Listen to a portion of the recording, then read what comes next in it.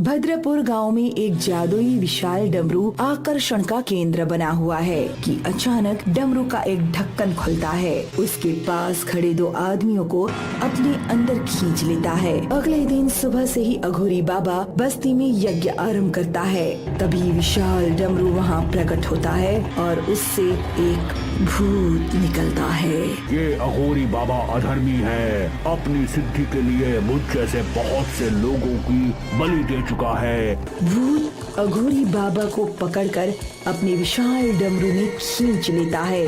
रात होते ही गांव वाले अपनी योजना अनुसार शिव मंदिर से 4 डमरू लेकर चौपाल में आते हैं। तभी विशाल डमरू लुढ़कता हुआ वहां आ पहुंचता है। अब मैं भी मुक्ति चाहता हूँ। गांव वाले विशाल डमरू को शमशान में ले जाकर उसकी चिता सजाते हैं और नंदू की आत्मा को मुक्ति मिल जाती है। गांव की चौपाल में एक चुड़ैल टेंट लगाकर भूख हड़ताल पर बैठ जाती है। पुजारी शिव जी की 500 साल पुरानी मूर्ति को बेचने की गुप्त योजना बना रहा है। जब तक आप लोग इस पाखंडी पुजारी को नहीं हटाएंगे, मैं यहीं बैठकर भूख हड़ताल करती रहूंगी। भूख हड़ताल की मुसीबत से कैसे निकलें, यही सोचते सोचते दिन से रात हो जाती है।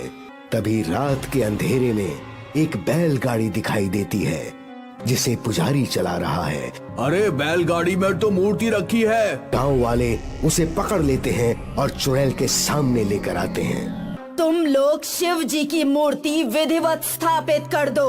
गांव वाले पुजारी को पुलिस के हवाले करके शिव मूर्ति को मंदिर में पुनर्स्थापित करते हैं। चुड़ैल मंदिर का प्रसाद खाकर अपनी हड़ताल खत्म करती है। जहाँ इन दिनों 10 सरों वाले सेंटा क्लॉज का आतंक फैला हुआ है। चर्च के फादर इस गांव में आते हैं। उधर सेंटा क्लॉज पुलिस स्टेशन पर धावा बोल देता है और पुलिस वालों को पकड़कर उनके शरीर के अंग खाने लगता है। फादर चर्च में प्रार्थना करते हैं। सेंटा क्लॉज फिर से गांव में आता है। बहुत देर तक अपने शिकार की तलाश करता है। जब उसे कोई आदमी नहीं मिलता, तब वो बस्ती पर हमला कर देता है और गांव वालों को खाने लगता है। और बस्ती वाले छुपकर सेंटा क्लॉज को देखते हैं। सब लोग अपने अपने हाथों में लिया क्रॉस बाहर निकालते हैं और उसकी दिव्य किरण से सेंटा क्लॉज जलने लगता है और उस आग से सेंटा क्लॉज जलकर राख हो जाता है और उसकी राख से एक नया 1 सर वाला सेंटा क्लॉज अपनी सफेद रेनडियर वाली गाड़ी के साथ निकलता है। सेंटा क्लॉज गिफ्ट निकालकर गांव वालों की तरफ फेंकते हैं। सेंटा क्लॉज आसमान की तरफ जाते हैं। प्लीज मुझे छोड़ दो। हिमांशु भूत को धक्का देकर वहां से भाग जाता है। हिमांशु के गले से लगातार खून बह रहा है और उसके गले में भयानक दर्द हो रहा है। तभी उसका पैर एक पत्थर से टकराता है और वो गिर जाता है। उसके गिरते ही भूत उसके ऊपर झपट पड़ता है। अब नहीं छोड़ूंगा। अच्छा गोश्त मिला है खाने को। तेरा मांस खाकर मैं आज अपनी भूख मिटाऊंगा। वो भूत हिमांशु के गले पर दांत मारता है और उसके गले से खून चूसने लगता है। हिमांशु तड़पने लगता है और कुछ ही देर में वो भूत हिमांशु के शरीर से उसकी गर्दन को अलग कर देता है। अब वो शैतान हिमांशु के शरीर से मांस नोच कर खाने लगता है।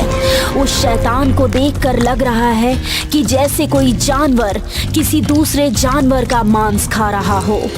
एक दिन अचानक हवाओं ने आंधी तूफान का रूप ले लिया।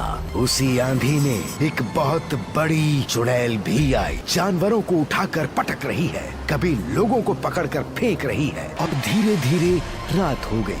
चुड़ैल शांत हो गई और पहाड़ों पर सोने चली गई। सब गांव वाले एक जगह इकट्ठा हुए। झरने के पास चुड़ैल के साथ मीटिंग हुई। हम तुम्हारे साथ समझौता करना चाहते हैं। मुझे रोज झरने के पास एक आदमी, एक जानवर भेज देना। मैं तुम लोगों को नुकसान नहीं पहुंचाऊंगी। उसी गांव में खुशी नाम की एक लड़की रहती है। खुशी अपने हाथों में गुलेल और ढेर सारी गुल्ली लेकर जानवर की डोरी पकड़ते हुए वो झरने पर जा पहुंची। खुशी तो वापस आ गई। मैंने चुड़ैल को मार दिया। चुड़ैल जब जानवर को खाने लगी, ताबड़तोड़ गुलेल चलाकर मैंने उसको मार डाला। 18 साल अंधेरे में कैद रही हूँ। काली शक्तियाँ हासिल की है मैंने। मुझे मारना इतना आसान नहीं है।